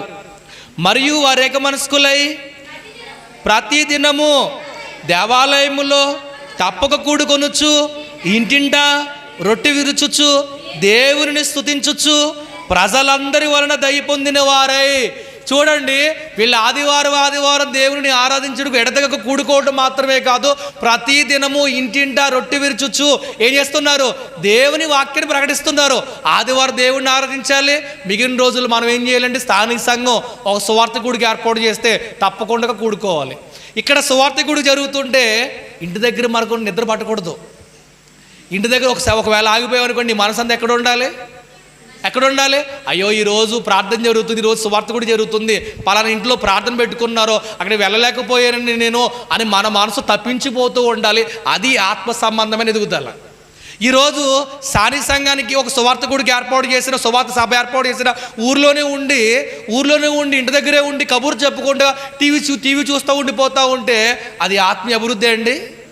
కాదు, అది ఆత్మీయ అభివృద్ధి కాదు. సువార్తకుడి కానీ అది సువార్తకుడి పని మాత్రమే కాదు, ఇది సంఘం యొక్క సమిష్టి కృషి. సంఘం అంతా కలిపి సువార్తకుడికి ఏర్పాటు చేయాలి. సువార్త అందని వారు సువార్త అందించాలి. ఇది యేసు ప్రభువుని తెలియని వారికి యేసు ప్రభువుని తెలియపరచాలి. ఇది సంఘం యొక్క బాధ్యత. ఈ బాధ్యతను ప్రతి క్రైస్తవుడు దీన్ని బాధ్యతగా భావించాలి. ప్రతి ఒక్కడు బాధ్యత భావించి అటు గ్రహింపు కలిగి ఉండాలి. అట్టి గ్రహింపు కలిగి అక్కడ వాక్యం ప్రకటించబడుతుంటే మన మనసు తప్పించిపోతూ ఉండాలి. కూడుకులో నేను పాల్గొవాలి. మరి ఆది క్రైస్తవులు తమ ఆత్మీయ ఎట్లా అభివృద్ధిపరుచుకున్నారంటే ప్రతి దినము సువార్త ప్రకటిస్తూ, ప్రతి దినము వాక్యం ప్రకటిస్తూ అందరూ సమిష్టిగా ఉండి వాళ్ళ దేవుని మహిమపరిచినట్లుగా మనం చూస్తూ ఉంటాం. ఈరోజు వర్షం వస్తే ప్రార్థనకు రారు, చలికాలం వస్తే ప్రార్థనకు రారు. మీరు లోకాన్ని గమనించండి. చలికాలమైన వర్షాకాలం అయినా పాల ప్యాకెట్లు అమ్మేవాడు పాల ప్యాకెట్లు అమ్ముతూ మానేస్తున్నాడా? కూరగాయలు అమ్మేవాళ్ళు కూరగాయలు అమ్మడం మానేస్తున్నారండి. పచారీ కొట్టే అయినా మన తుఫాన్కి అడిగాను నిన్న డైలీ వెళ్ళి కిరాణా షాప్ ఉంది, ఏమంటే నిన్న బాగా గాలేసింగా తుఫాన్ కదా మీ షాప్ తీసారా అన్నాను. తీసేమండి అన్నాడు ఆయన.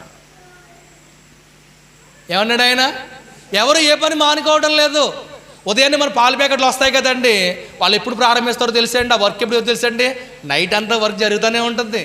ఆ పాలన వేళలో రోడ్ల మీద నైట్ అంతా తిరుగుతూ ఉంటేనే ఉదయం మనకేమో వస్తాయి, ఆ పాలు ప్యాకెట్లు వస్తాయి. కూరగాయలు మనం పొద్దున్న కొనుక్కోండి. ఎప్పుడు వాళ్ళు రాత్రి పగలు తేడా లేకుండానే కొన్ని పువ్వులు అమ్మే కొట్లు ఉంటాయి, నైట్ పూట కొయ్యారంట పువ్వులు. తెల్లవారులు సూర్యుడు ఉదయించే లోపలనే పువ్వులు తీసుకొచ్చి మార్కెట్లో అమ్మేసేయాలంటే, లేకపోతే సూర్యుడు ఉదయించంటే వాటి క్వాలిటీ అనేది పోతుంది. కానీ ఈరోజు ఆరాధన అనగా సువార్త కూడి కన్నా అన్ని కన్వీనియంట్గానే ఉండాలి. అన్ని కన్వీనియంట్గానే ఉండాలి. చర్చి బిల్డింగ్లో కుర్చీలు ఉండాలి, పైన ఫ్యాన్లు ఉండాలి, బయట వాష్రూమ్ ఉండాలి, సౌకర్యాలు ఇంకా లగ్జరీ అవన్నీ ఉండాలి. ఎట్లా అభివృద్ధి అవుతుందండి ఆత్మీయ జీవితం? అవుతుందా? కానీ మొదటి శతాబ్ద క్రైస్తవులు వారి జీవితంలో దేవుడు తప్ప మరొక ధ్యాస లేదు. దేవుడు తప్ప మరొక ధ్యాస లేదు. వారి ఆరాధనకు అత్యధిక ప్రాధాన్యత ఇచ్చారు. సువార్తకుడికి వారి ద్వారా ఎంత సువార్త ప్రకటించారో. ప్రతికూల పరిస్థితులు, అన్ని ఆటంకాలు, అన్ని ఇబ్బందులు, అన్ని ఇక్కట్లు, కరువు, అన్ని పరిస్థితుల్లో కూడా వాళ్ళ ఆత్మీయ జీవితాన్ని కాపాడుకుంటూ, మీకు పౌలు జీవితాన్ని స్తెఫనులో చూపించాను. పౌలు స్తెఫను మాత్రమే కాదు, కొన్ని వందల వేల లక్షల మంది ఇట్లాంటి భక్తి పని భూమి జీవించి వెళ్ళారు. అట్లా మనం ఉండాలా వద్దండి? ఆత్మీయ జీవితాన్ని అభివృద్ధి చేసుకుందా వద్దా? ఆత్మీయ జీవిత అభివృద్ధి లేకపోతే, ఒక బిడ్డ పుట్టి పెరిగిన తర్వాత 20 ఏళ్ళైనా 25 ఏళ్ళైనా మెచ్యూరిటీ మైండ్ లేకపోతే, ఆ బిడ్డను బట్టి తల్లిదండ్రులకు ఎట్లా ఆనందం ఉండదో, మనని బట్టి కూడా వారి దేవునికి ఏముండదు, ఆనందం ఉండదు. మనం అబ్రహాము, ఇస్సాకు, యాకోబు, దావీదు, అపోస్తులుడు, మొదటి తరపు క్రైస్తవులు, వాళ్ళతో పాటు ఎక్కడికి వెళ్ళాల్సిన వాళ్ళము? పరలోకానికి వెళ్ళాల్సిన వారము. మనలో చెప్పుకోదగ్గ భక్తి ఏముంది?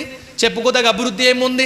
మన కుటుంబాలకి, సమాజానికి ఏమి మాదిరి కనబరుస్తున్నాం? కాబట్టి మీ ఆత్మీయ జీవితాలు అభివృద్ధి చేసుకోవాలని, మీరు ఉన్నతంగా జీవించాలని, మీ ద్వారా మీ కుటుంబాలు, మీ సొసైటీ రక్షించబడాలని, దేవునికి ఉపయోగపడేటువంటి పాత్రగా మీరు ఉండాలని, దేవుడు సంతోషించే వ్యక్తులుగా మీరు జీవించాలని కోరుతూ ఈ మాటలు ముగిస్తున్నాను. అవకాశం ఏంటంటే దేవత దేవునికి, స్థానిక సంఘ సువార్థికులకు, అలాగే సంఘం అంతటికి కూడా వందనాలు తెలియపరుస్తున్నాను. మరి ఎంతో విలువైనటువంటి మాటలు మనకు అందించినటువంటి మా ప్రియులు మరి ప్రసాద్ గారికి స్థానిక సంఘం తరపున ప్రత్యేకమైన వందనాలు తెలియజేస్తున్నాను. అలాగే ఓపికతో దేవుని యొక్క మాటలు విన్నటువంటి మీ అందరికీ కూడా నా హృదయపూర్వకమైనటువంటి వందనాలు తెలియజేస్తున్నానండి. ఈరోజు మాకు సేవకులుగా, దేవుని యొక్క సేవకులుగా ఆహారాన్ని సిద్ధం చేసినటువంటి కుటుంబం సోదరులు ప్రభాకర్ గారు, అలాగే బియోలా గారు, వారి కుటుంబం కోసం ప్రార్థన చేయండి. అలాగే మరొక ముఖ్యమైనటువంటి ప్రకటన ఏంటంటే, దేవుడు నా యొక్క జీవితంలో మరొక సంవత్సరాన్ని దయచేశాడు కనుక నా కోసం కూడా ప్రార్థన చేయండి. మరో సంవత్సరాన్ని ఇచ్చాడు కనుక మా కోసం కూడా ప్రార్థన చేయండి. చాలా విలువైనటువంటి మాటలు మనం విన్నాం. మరి ముగింపు ప్రార్థన చేసుకుందామండి. అందరం లేచి నిలబడదాం. ఒకసారి చాలా సమయం కూర్చున్నారు కదా, ప్రార్థన చేసుకుందామండి. తల్ల వంచండి. మా కోసం, మా కుటుంబం కోసం ప్రార్థన చేయండి. ప్రార్థన చేసుకుందాం. సకలాశ్రదములకు కారణభూతుడైన ప్రియ పరలోకమందున్న మా ఆత్మలకు కన్న తండ్రి, మీ ఘనమైన అతి శ్రేష్టమైన నామమునకు కృతజ్ఞతలు, స్తుతులు, స్తోత్రములు చెల్లిస్తున్నాను ఆయన. మరి నీ కుమారుని యొక్క సంఘముగా మేమందరము ఈ స్థలములో చేరి ఎంతవరకు మా తండ్రి నీ ఉన్నతమైన నామాన్ని మహింపరచుటకు దేవా మరి కీర్తించాము, ప్రార్థించాము. నీ వాక్యాన్ని మేము మా తండ్రి నేర్చుకున్నాం. మమ్మల్ని జ్ఞాపకం చేసుకోండి. ప్రసాద్ గారి ద్వారా మా తండ్రి స్థానిక సంఘ ఆత్మీయ అభివృద్ధికి కావాల్సినటువంటి మాటలు తండ్రి మాకు నేర్పించారు తండ్రి. విలువైనటువంటి మాటలు, హెచ్చరికలతో కూడినటువంటి మాటలు తండ్రి. మాలో ఏ లోపాలు ఉన్నాయో మా తండ్రి మేము సరిచేసుకోవడానికి నీ కుమారుని నిలబెట్టుకున్నారు దేవా. మరి క్రైస్తవులుగా మేము పేరుకి క్రైస్తవులుగా ఉన్నాం. మా ఆత్మీయ జీవితం వృద్ధి పొందలేదు తండ్రి. నీ కుమారుడైనటువంటి యేసుక్రీస్తు వారి యొక్క మరి ఆ యొక్క సంపూర్ణతకు మరి మేము ఆ యొక్క సంపూర్ణత పొందటానికి మరి మా తండ్రి మా యొక్క ఆత్మీయ జీవితం వృద్ధి పొందవలసి ఉండగా మా తండ్రి ఇంకా మరి మేము పసిపిల్లల్లాగా మరి మా తండ్రి మరి పాలు తాగవలసినటువంటి స్థితిలోనే ఉన్నాం తండ్రి. దేవా మాకు నేర్పించినటువంటి విలువైన సత్యాలను బట్టి నీ స్తోత్రాలు తండ్రి. నీ కుమారుని యొక్క స్వారూప్యంలోకి మేము మార్చబడాలి, ఆ స్థితికి మేము ఎదగలగాలి తండ్రి. పౌలు గారు ఆ స్థితికి ఎదిగాడు. మరి నీతి కిరీటం ఉందని అతను తెలియజేశాడు తండ్రి. నిజమే దేవా మా తండ్రి, మేము కూడా ఆ యొక్క స్థితికి ఎదిగేటువంటి సంఘంగా సరిచేయమని ప్రార్థిస్తున్నాను తండ్రి. దేవ ఇంకా అనేక మంది నీ పిల్లలు మా తండ్రి నీ చెంతకు రావాల్సి ఉన్నారు. నిన్ను నమ్మినటువంటి వారు ఉన్నారు, కానీ మా తండ్రి నీకు దూరస్తులుగా ఉంటున్నారు. వారి జ్ఞాపకం చేసుకోండి తండ్రి. ఏదో పండగలని, ఏదో ఒక ప్రత్యేకమైన కార్యక్రమాలని, మరి వాటికి పరిమితమైపోయినటువంటి నీ పిల్లలను మా తండ్రి ప్రతిదినము నిన్ను సేవించేటువంటి కుటుంబాలుగా సరిచేయమని ప్రార్థిస్తున్నాం. ప్రతి వారం నిన్ను ఆరాధించుకున్నటువంటి బిడ్డలుగా మా తండ్రి నీ బిడ్డలను మరి మీరు ఎన్నుకోమని ప్రార్థన చేస్తున్నాను. కృప చూపించండి దేవుని స్తోత్రాలు. దేవా, మరి మా యొక్క ఆత్మీయ స్థితిని వృద్ధి చేయమని ప్రార్థిస్తున్నాం. ఈరోజు చెప్పబడినటువంటి మాటలు స్థిరస్థాయిగా మా హృదయలో భద్రపరచండి. మీ మాటల ప్రకారంగా జీవించే భాగ్యం మాకు దయచేయండి. ఇక్కడి నుంచి మేము తిరిగి వెళ్తున్నాం తండ్రి. దేవా, నీ మాటలు మర్చిపోయేటువంటి వారం కాకుండా తండ్రి నేటి నుంచి ఒక చక్కని నిర్ణయాలు కలిగి జీవించేటువంటి కృపను దయచేయమని ప్రార్థిస్తున్నాం తండ్రి. మాకు వాక్యం అందించినటువంటి మా ప్రియులు ప్రసాద్ గారిని, వారి యొక్క సతీమణి గారిని, వారికి ఇచ్చిన బిడ్డలను, వారి కుటుంబాన్ని జ్ఞాపకం చేసుకోండి. వారి తల్లి గారిని కూడా బలపరచమని ప్రార్థిస్తున్నాం తండ్రి. వారి సేవా పరిచర్య కొరకు ప్రార్థిస్తున్నాం. మరి ఇంకా వృద్ధి పొందించండి, ఆత్మీయ స్థితిని వృద్ధి పొందించమని ప్రార్థిస్తున్నాం నాయన. ఇంకా వారు మరి చేస్తున్నటువంటి ప్రయాణాల్లో, సువార్తలో మీ సహాయం దయచేసి ఇంకా అనేక మందిని నీ వైపుకు త్రిప్పగలటకు మీరే సాధనంగా మీరు మీ పనిమట్టుగా వాడుకోమని ప్రార్థిస్తూ మంచి ఆరోగ్యం దయచేయమని ప్రార్థిస్తున్నాను తండ్రి. అత్యల్పుని ఎన్నికలైనటువంటి నన్నును మీరు జ్ఞాపకం చేసుకోండి తండ్రి, బలపరచండి. మరొక సంవత్సరాన్ని మీరు మా తండ్రి నాకు దయచేసిన నీ కృపకై స్తోత్రాలు చెల్లిస్తున్నాను తండ్రి. దేవా, మరి నమ్మకముగా మీరు కోరినటువంటి రీతిగా మా తండ్రి నీ యొక్క భక్తి మా తండ్రి పరిమాణంలో, మా తండ్రి ఆ కొలతలో మరి మా తండ్రి మీకు సరిపోయేటువంటి, మీరు కోరినటువంటి రీతిగా మరి ఆ యొక్క మీ త్రాసులో సరిపోయేటువంటి రీతిగా మా యొక్క భక్తి జీవితాన్ని మలచమని ప్రార్థిస్తున్నాం. కృప చూపించండి తండ్రి. ఏం విడిచిపెట్టాలో వాటిని సంపూర్ణంగా విడిచిపెట్టడానికి, ఏం ధరించుకోవాలో వాటిని ధరించుకోవడానికి మీరే కృపను చూపించండి. స్థానిక సంఘాన్ని నానాటికి వృద్ధి పొందించండి. మరి ప్రతి కుటుంబాన్ని జ్ఞాపకం చేసుకోండి. ఎవరైనా బలహీనతగా ఉంటే బలపరచండి, రోగులుగా ఉంటే స్వస్థపరచమని ప్రార్థిస్తున్నాను తండ్రి. నాయన, ఇంకా రక్షణ లేనటువంటి బిడ్డలు ఉన్నారు, వారి కొరకు ప్రార్థిస్తున్నాం. మీ పాదాలు పట్టుకుని అడుగుతున్నాం తండ్రి. లోకా నుంచి, శాప నుంచి, పాపా నుంచి విడిపించి నీ పిల్లలుగా, నీ యొక్క స్వకీయ సాంపాద్యంగా, నీ సొత్తుగా, నీ కుమారుడైనటువంటి క్రీస్తు ద్వారా విమోచించుకుని మా తండ్రి నీ కుమారుని యొక్క సంఘములో సభ్యులుగా నీ రాజ్య వారసుగా చేసుకోమని ప్రార్థన చేస్తున్నాను. ఈ సమయంలో మా తండ్రి మరి ఈరోజు మా తండ్రి నీ పిల్లలు మరి సేవకుల కోసం మరి ఆహారం సిద్ధం చేస్తారు. ఆ కుటుంబాన్ని జ్ఞాపకం చేసుకోండి. రావాల్సినటువంటి ప్రతిఫలం దయచేయమని ప్రార్థిస్తున్నాను తండ్రి.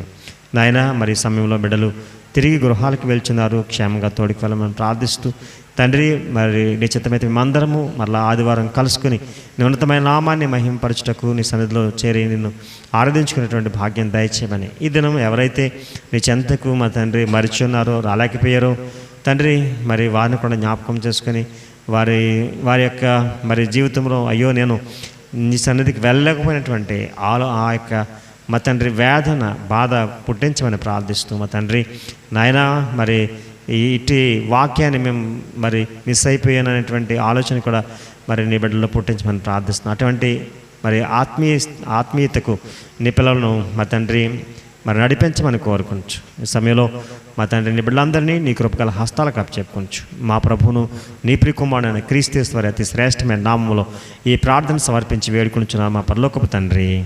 ఆమెన్. అందరికీ వందనాలండి.